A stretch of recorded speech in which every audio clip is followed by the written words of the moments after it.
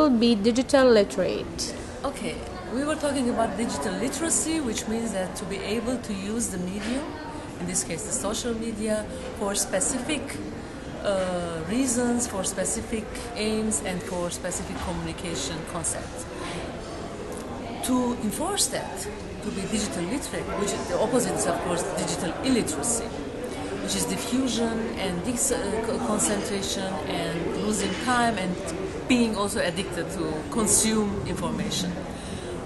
Maybe we can think about being literate, starting by reflecting on the medium. What is this medium which we are using to communicate? It's the same like getting a driving license. If you want to use a car for transportation from A to B, first you have to learn how to drive. You have to learn. You need a driving license. So imagine people who doesn't know to drive, who don't know to drive, and they are driving cars. What will happen? That's the case now in the social media sphere. So we are constantly having our accidents, injuries, and the most dangerous point is that we are not aware of it. So we have to reflect on this medium and think before using it, what is the reason why we need it?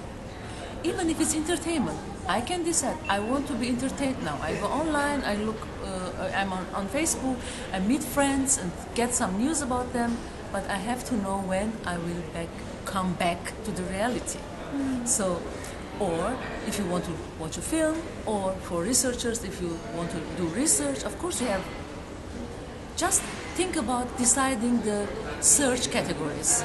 If you want, for example, about population in Abu Dhabi, to do research on population in Abu Dhabi, what would be the words which you would Google?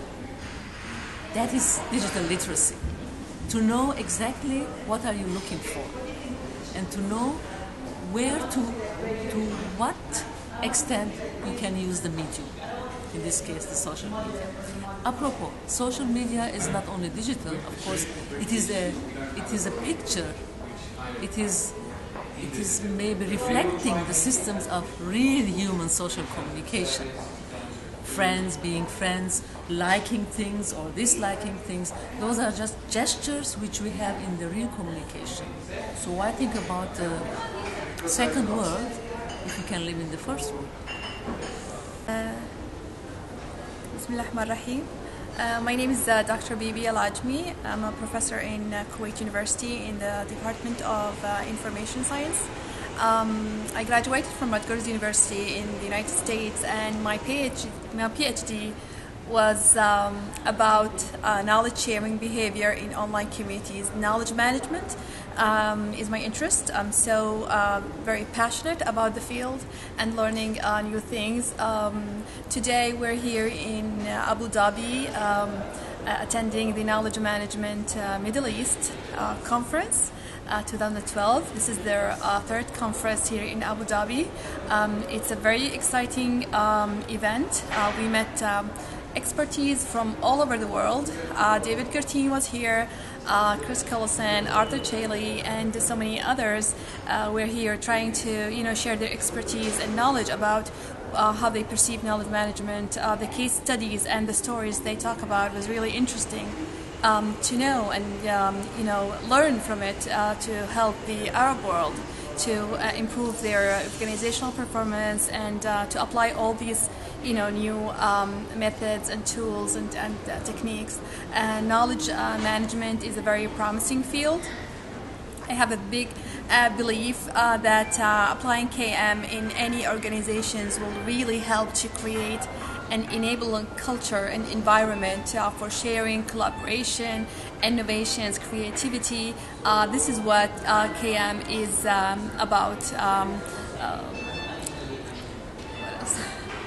So maybe next year we're going to have KM Middle East 2012. So I really recommend those who are passionate to learn new techniques to come and visit the event and learn. And the most important thing about these conferences is just not just attending lectures. It's about networking with those expertise and learn from them and ask them questions. And I think one of the takeout from their sessions today is to encourage people to ask questions and try to find answers for their questions. Thank you. I'm attending KM Middle East and having a really good time. It's very pleasing to see just how much emphasis is being placed on KM around the Arab region. There's a lot of transfer of knowledge, there's a lot of relationships and network going on. These are the things that are going to make a big difference. The government is very much behind investing in KM here, and it's really going to accelerate the growth and of KM and the businesses in this region.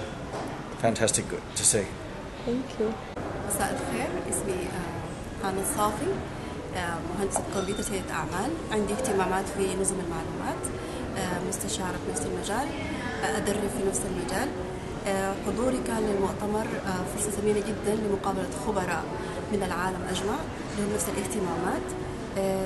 وكما يعلم الجميع حاليا يمكن في ثورة في مجال النوليدج مانجمنت حتكون على منطقة الشرق الأوسط عامة، ويمكن انطلاقة طيبة من خلال المؤتمر للمشاركة في المعلومات، لمبادلة الخبرة، اكتساب معلومات جديدة حتى بالنسبة للمتخصصين من الخبراء الحاضرين للمؤتمر.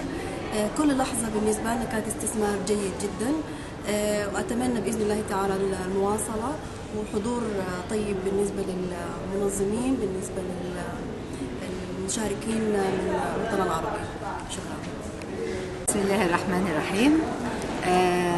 دكتورة نوال محمد رشاد، أستاذ مشارك في كلية القانون الجامعة الأمريكية بالإمارات وممثل الأكاديمي لكلية القانون.